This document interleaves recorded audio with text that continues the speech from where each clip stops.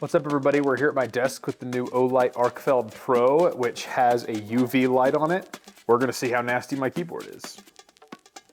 Dust. Probably need to get some of that air out of here, you know. And this is, oh my, that's just, No, we're not putting this on. Well, that was disgusting. Let's talk new knives.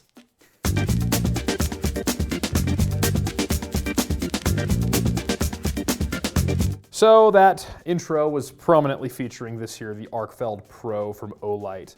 And I personally think this is going to be one of the best gifts that you could give to a mother this year.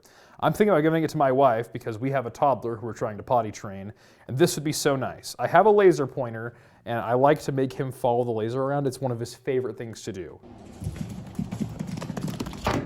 And if you're feeling a little lost, there's light, pumps out up to 1300 lumens, a lot of light coming out of this. And then lastly, that UV light, which we were just looking around with. And this will show off dust, like whatever this is on my hand or whatever other schmutz may be around. And this will make stains glow very brightly. So a very nice flashlight with a lot of utility. By the way, USB magnetic rechargeable. It's a great flashlight all the way around, and it's something that I think would be an easy stocking stuffer to throw in somebody like that's stocking. Next up, we have the new CRKT Stylus. So this is a Ken Onion design, and we've seen it before. There's another version that has a bit of a less bougie material layout, but this one definitely takes it up a notch. Got this very cool milled titanium handle, and I love this ridge that goes across it. It kind of reminds me of a Shun kitchen knife, a very premium Japanese kitchen knife. This one's a titanium frame lock and a CPM S35 VN blade going for $195. And I'm loving to see it because perhaps the single largest piece of feedback that CRKT has ever received from all of you is, those are such cool designs, just upgrade the materials. And recently they've been listening. We've got stuff made in the USA by Hogue and Tops, stuff made in Italy, and even now this, titanium S35 VN. Those are top shelf materials, and we're getting them on those designs from CRKT we know and love.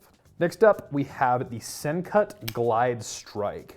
And I picked this one up. This one's one of the new ones that they've announced, and I thought to it like, this to me feels like a budget alternative to the Spyderco Shaman. I love the Spyderco Shaman. I have one, that nearly 4-inch blade, this huge handle. That's what I love there, and you find it here. It doesn't have the round hole opener, that's a Spyderco trademark, but it does have a very nice 9CR 18 MOV blade steel. And that blade steel, I think, like anything with a CR in it sometimes gets a bit of a bad rap, but this is a very good steel. It has just the right amount of carbide additives that makes it for a very nice fine grain structure, and at nearly 20% chromium, incredible corrosion resistance. So I would trust this as a hard using knife any day of the week. A very nice micarta handle, comes in a few different flavors there, but a cool knife and for a great price. When I said budget alternative to the Shaman, I mean it. Those Shamans go for north of 200, and to me, they're worth every penny. However, if you are pinching those pennies, this is a $42 knife, $41.65 for this here Glidestrike. Very nice Sencut. Next up, new from Benchmade, we have those Freeks that were teased this year at SHOT Show that are finally making it all the way.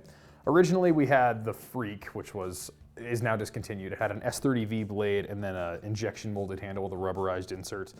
However, they discontinued that and they kept the full-size Freek, which had an M4 blade and this gray and black G10 handle, and then the mini Freek, which had the S90V blade and the carbon fiber handle.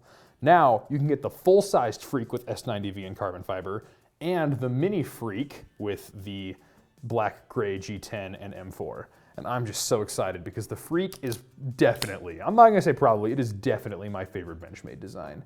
It's such good ergonomics, it feels like a hard user, and now you can get sort of this dressy one with that carbon fiber, and S90V will hold its edge dang near forever, and I love the pops of red in the accents.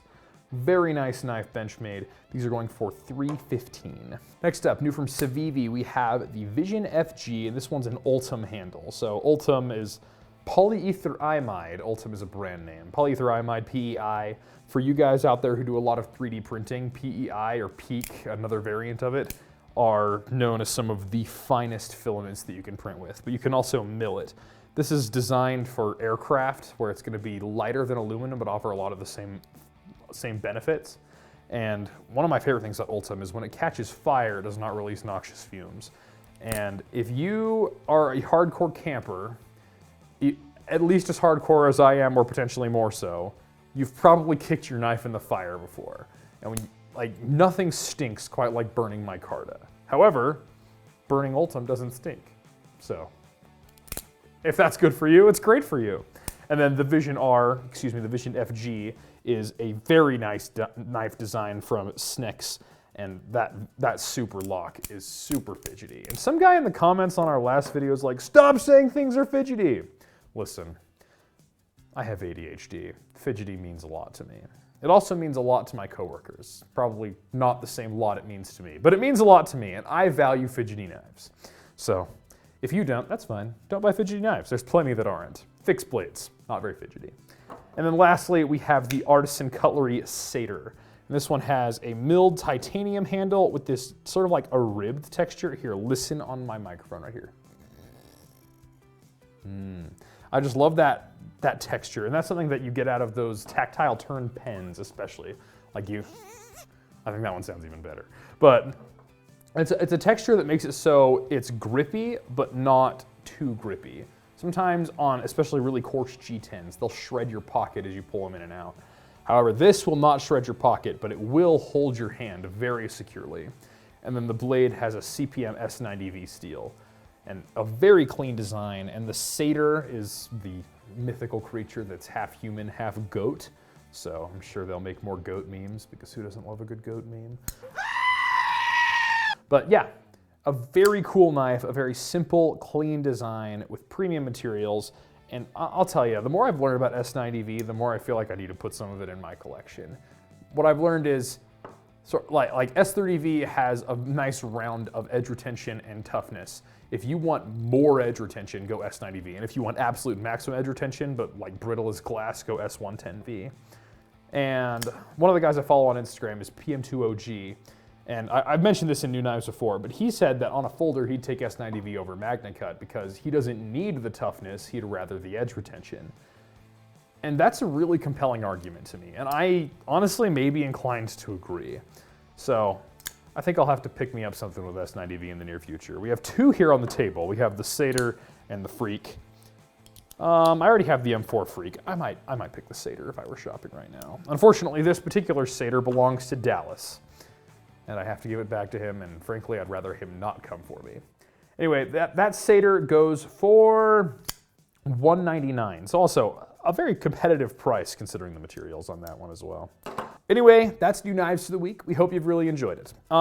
We're looking for some feedback on this one. We're trying to make this New Knives format a lot more fun for you all. Did you enjoy going around with the flashlight? I certainly did, but if you did or you didn't, let us know. We can take your feedback. Please give it to us, and we are listening. Anyway, make sure you're subscribed to Blade HQ, by the way. We are always looking out for the best way to bring you the best knife content out there. And this next few months, we've got some huge sales coming, and then in January, we've got SHOT Show. And we're gonna cover it and show you all of the coolest new stuff that is coming in 2024. So make sure you're subscribed, and we'll see you next time.